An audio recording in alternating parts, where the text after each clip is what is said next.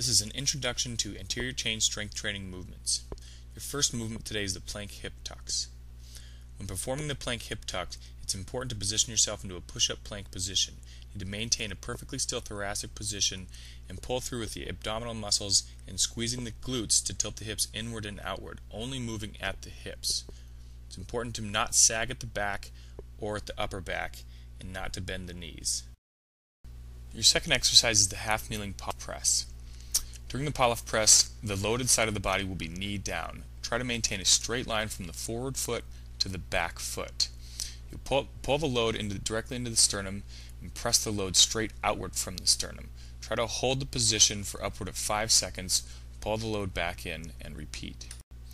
Your third movement will be the Russian barbell twist.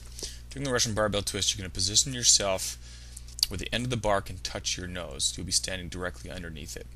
You're going to hold the bar out from the face with the arms fully extended. You're going to maintain a slight bend in the elbow and a slight bend in the knee with the hips slightly out. Now you're going to rotate the bar around the torso, pulling from the core.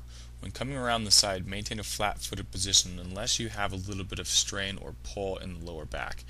If you do, then it's okay to allow the opposite foot or heel to slightly come upward and rotate around to relieve some of that strain.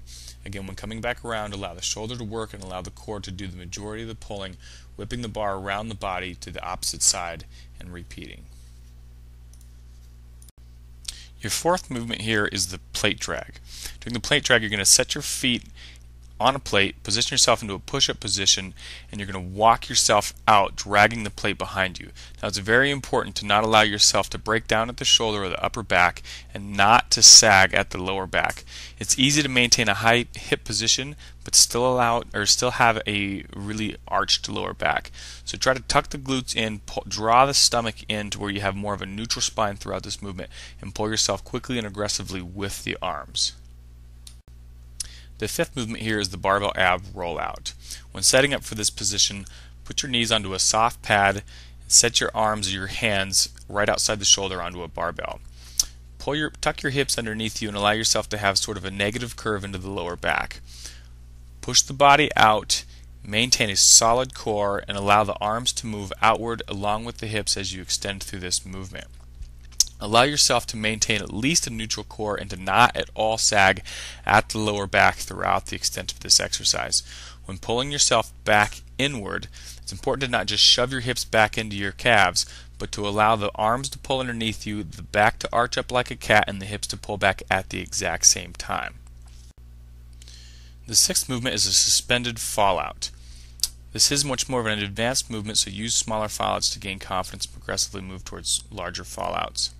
During this movement, maintain a solid lower core and do not allow your lower back to cave, sag, or buckle throughout the entire movement.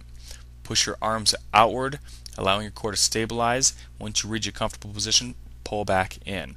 As you gain confidence through the movement, you can allow yourself to have larger fallouts, stabilizing only again at the core.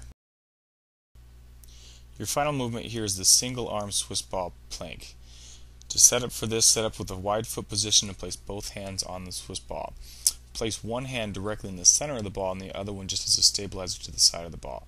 Once you feel like your position is set, your hips are down, and your back is stabilized, pull the stabilizing arm back behind you and allow yourself to stabilize just at the one arm. Try to maintain a solid position, not allowing the shoulders to drop down or rotate backwards. Brace yourself with the core for as long as you can and switch hands.